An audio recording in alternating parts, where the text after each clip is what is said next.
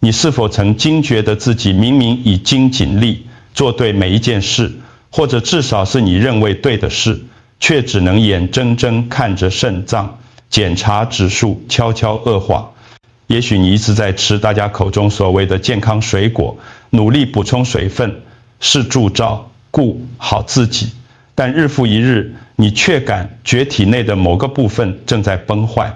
如果这听起来很熟悉，请务必耐心听下去，因为我接下来要告诉你的，可能是你今年听到最重要的健康讯息。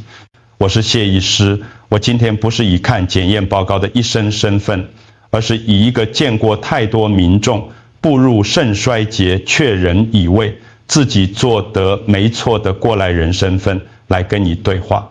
这种危险病不戏剧化，它不会敲门，也不会大吼大叫，而是轻声细语。它藏在你信任的食物里，藏在你每天重复的习惯里，藏在那些医生提到稍微偏高、看似无害，直到某天突然失控的指数里。等到肌酸酐 C-creatinine 稍微升高时，你的肾功能可能已经丧失了将近一半，而大多数人在此之前根本感觉不到任何警讯。但这里有个几乎没人跟你清楚解释过的事实：你正在经历的损伤，并非不可避免，也不是不可逆转，更不是为时已晚。事实上，有4种特定的水果，简单、常见、容易取得，只要使用得当，就能帮助降低发炎、减少肌酸酐、保护受损的肾源 nephrins， 甚至在许多情况下支持肾脏真正的修复。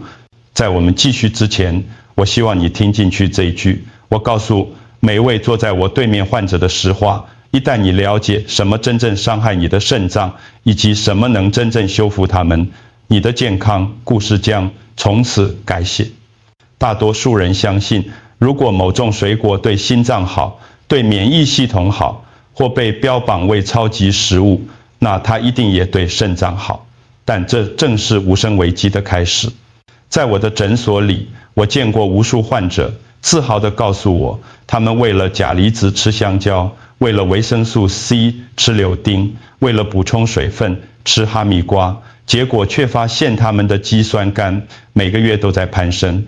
让我印象最深的是，他们并非漫不经心，他们真的很努力，他们在做他们认为每一个负责任的成年人都该做的事。但真相是，虚弱的肾脏运作方式与健康的肾脏不同，那些帮助大多数人茁壮的营养素，对于过滤系统已经受损的人来说，反而可能成为负担。对正常心脏有益的钾，可能变成危险的电解质失衡，引发心律问题。看似无害的天然糖分，可能会助长发炎。而隐藏在看似无辜水果中的磷，可能会使血管钙化，并在无声无息中加速肾脏衰退。我曾经有一位病人林小姐，她每天早上都吃2根香蕉，配1大杯柳橙汁，因为她想有个健康的开始。当我向她展示她的钾离子飙升得有多快，以及背后肌酸酐如何悄悄上升时，她震惊不已。她不觉得生病，也不觉得痛，然而他的肾脏正在承受他真心认为健康的选择所带来的全面冲击。研究证实，对于肾功能受损的人来说，仅仅摄取一种高钾水果，就可能将危险的心律不整风险提高近40%。一旦你意识到这是在没有早期症状的情况下发生的，这个数字就更令人震惊了。这就是大多数人不知不觉掉入的陷阱。他们相信健康这个标签，却没意识到他们的肾脏正在打常感觉不到的仗。但光了解这种危险还不够，因为还有另一个几乎没人谈论的真相。这正是为什么这么多人深陷肾脏问题而不自知，因为肾脏不像心脏会用胸闷来警告你，也不像胃会用绞痛来大喊。肾脏在挣扎时是完全安静的，它们不烧、不痛、不跳，他们只是适应代偿，并持续工作，直到他们再也撑不住的那一刻。通常那时，将近一半的功能已经丧失。这种沉默正是肾脏衰退在现今社会如此危险的原因。我记得曾与一位名叫美秀阿嬷的67岁患者交谈，她告诉我，医师，我一点感觉都没有我不可能病得那么重。但她的检验报告描绘了不同的画面：肌酸酐上升，肾丝球过滤率 GFR 下降，钾离子逼近危险边缘。然而她觉得自己很正常，还能去买菜、煮饭、照顾孙子。肾脏的感觉与功能之间的这种落差，正是肾脏病被称为沉默小偷的原因。它不是透过突然的症状，而是透过缓慢隐形的侵蚀来偷走健康。科学研究证实，高达90%的肾功能可能在人感到任何不适之前就已经丧失。这意味着大多数人的体内完全没有警报系统告诉他们出了问题。等到水肿、疲劳或呼吸急促出现时，肾脏已经到达临界点，逆转伤害变得极其困难。所以，当有人继续吃着会造成肾脏负担、使其虚弱的水果时，他们感觉不到后果。他们只能在几个月后的血液检查中看到这些后果，而那时伤害已经累积。这就是为什么了解这种无声衰退如此重要，但光知道这一点还不够。真正的转捩点开始于你发现哪些水果实际上能保护你的肾脏，而不是伤害它们。如果在众多水果中有一种能低调地脱颖而出，既能保护虚弱的肾脏，又不会造成负担，那就是不起眼的苹果。大多数人在超市经过苹果时都不会多看一眼。但对于肾功能衰退的人来说，苹果不仅仅是零食，它是安全盾牌，它是可预测的、温和的。最重要的是，它是少数能支持肾脏修复而非增加压力的水果之一。我永远不会忘记罗先生，一位58岁的患者。他来到我办公室时，既疲惫、沮丧又害怕。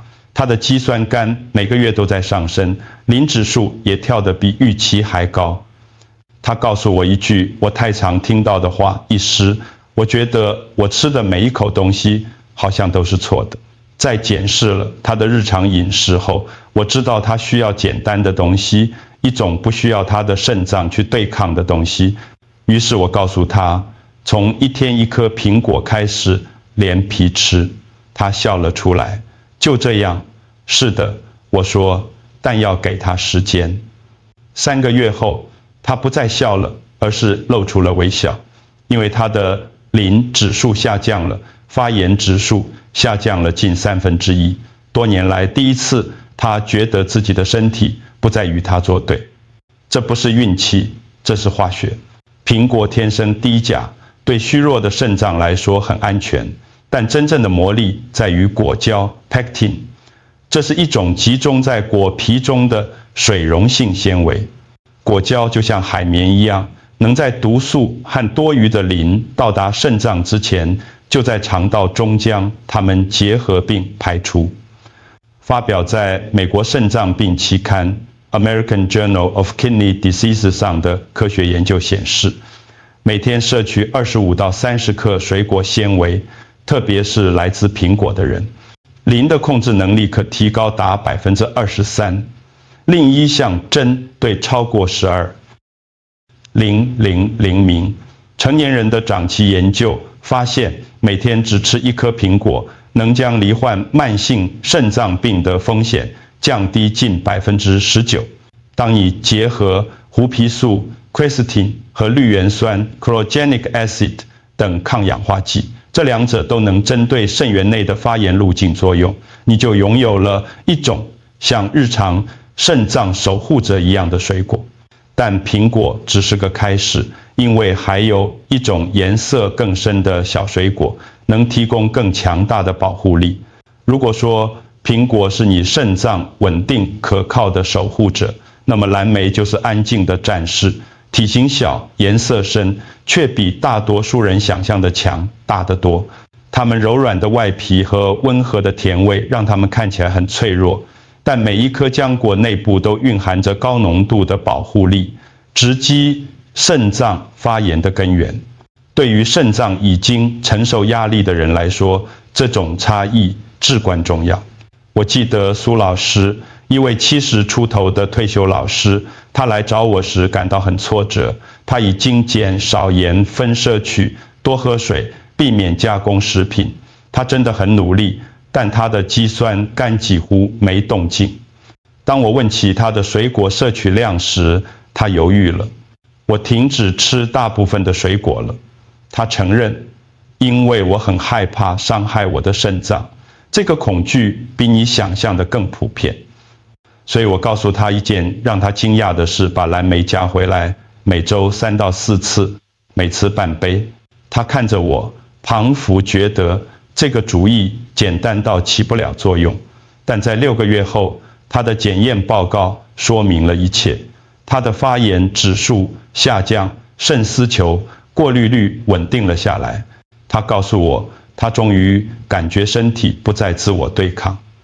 这不是巧合，这是花青素 anthocyanin 的力量，也就是让蓝莓呈线封富蓝色的天然色素。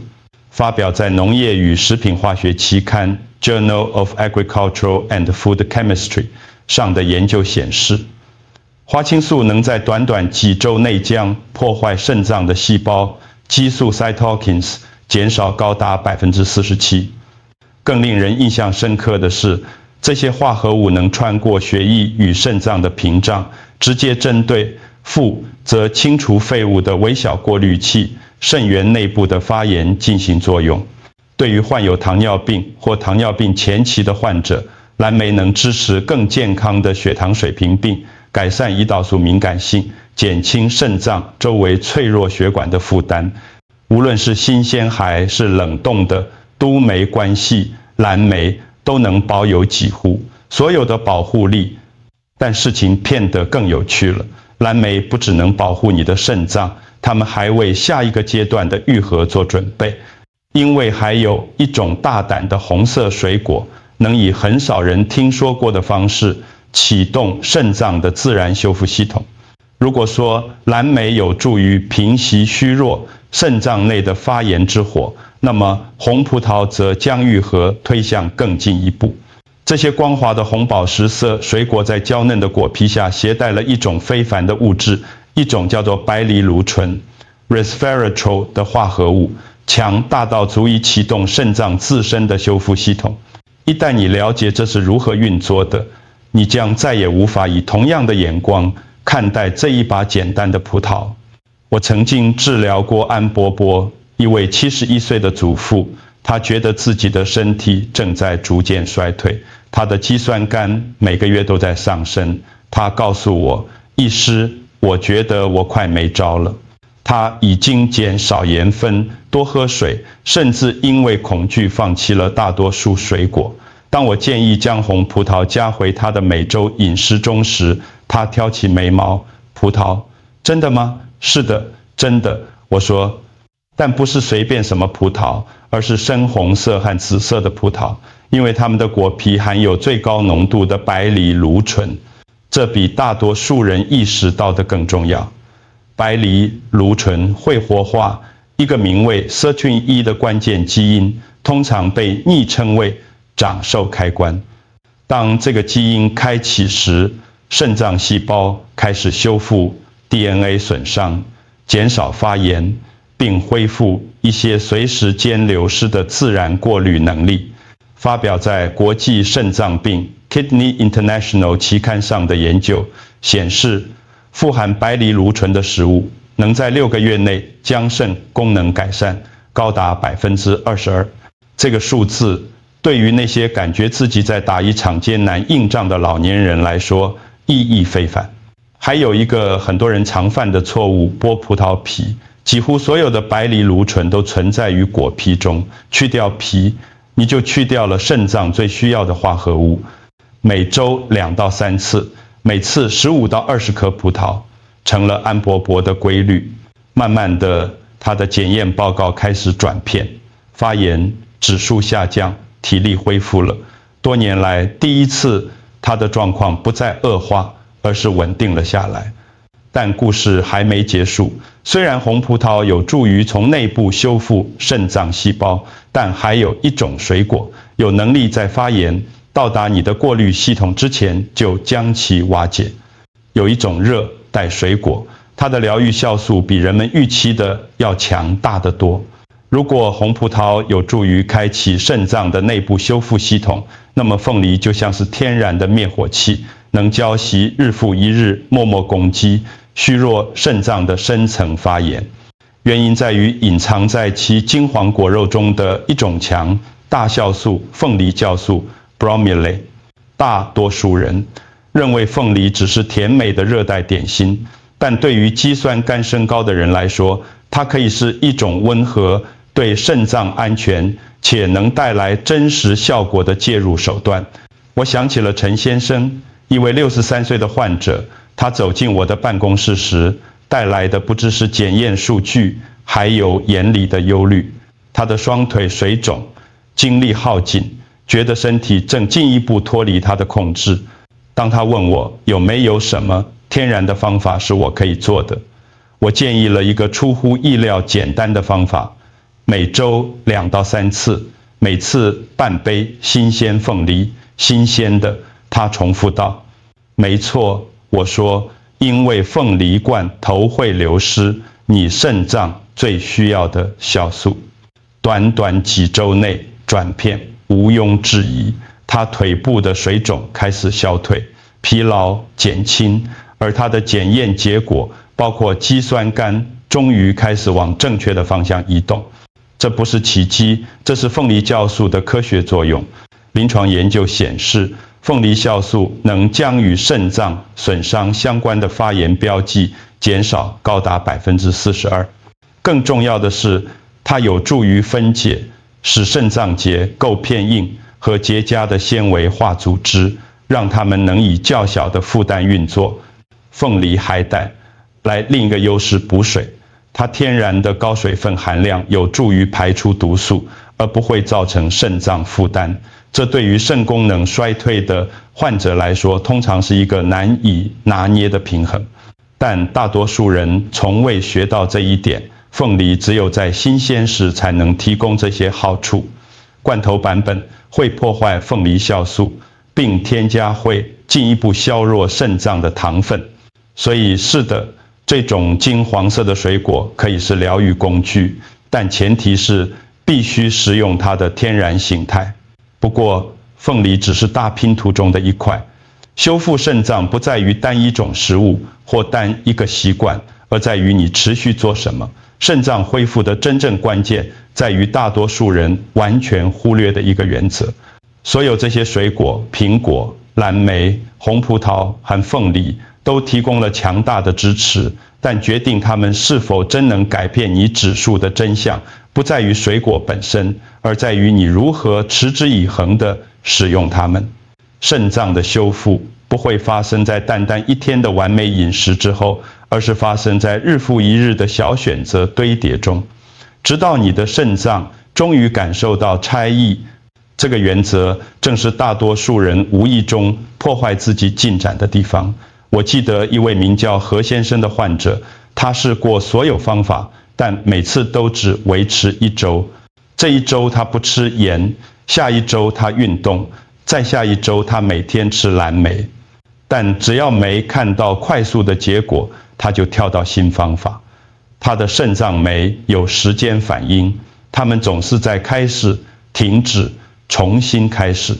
当他终于承诺遵循一个简单的节奏，每天早上吃1颗苹果，每周3次蓝莓，周末吃葡萄，周3和周5吃凤梨，他的指数开始转变。起初并不剧烈，但很稳定，而稳定的进展正是肾脏愈合的方式。科学支持这种模式，研究显示，持续的日常习惯能降低发炎达35%，并比短期的健康冲刺更能改善过滤效率。肾脏是一个慢郎中器官，它不回应高强度，它回应的是一致性。这就是为什么遵循可预测每周常规的患者，通常比那些试图一次彻底改变所有事情的人，能更快稳定肌酸酐。所以真正的秘密不是完美，而是重复，是耐心，是选择正确的水果，让它们见地、安静地、持续的发挥作用，就像你的肾脏每天为你工作一样。但在结束之前，我需要你听进去最后一个讯息，这可能决定你的肾脏是稳定还是衰退。我想让你记住一件非常重要的事，你的检验报告不能定义你的未来，当然也不能定义你的坚强。你的肾脏比你以为的更有韧性，即使你经历了多年的压力、药物、治疗或挫折，你的身体每天仍在为你奋战。你采取的每一个小步骤，选择正确的水果，饮用更纯净的水，减少负担，这些选择比你意识到的更重要。疗愈不是关于完美，而是关于方向。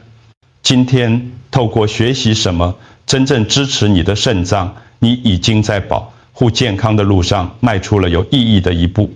如果你觉得今天的内容给了你清晰的方向，希望哪怕只是一个有用的观点，请务必将这篇文章或影片保存下来，在你需要指引或安心的日子里，你会想回头再看看它。同时也欢迎持续关注更多关于肾脏健康的资讯，我会分享更多实用基于科学的工具，帮助大家降低肌酸酐碱，少发炎，并让肾脏在未来的岁月里保持强健。你值得拥有清晰、诚实的医疗指引。在你前进的路上，请紧握这个真理，最小的选择也能改变你的健康航向。你的肾脏仍在倾听，仍在回应，仍有能力改变。你并非无能为力，你也并不孤单。继续学习，继续照顾自己，并继续相信你身体非凡的修复能力。你接下来的人生篇章绝对可以比过去更强大。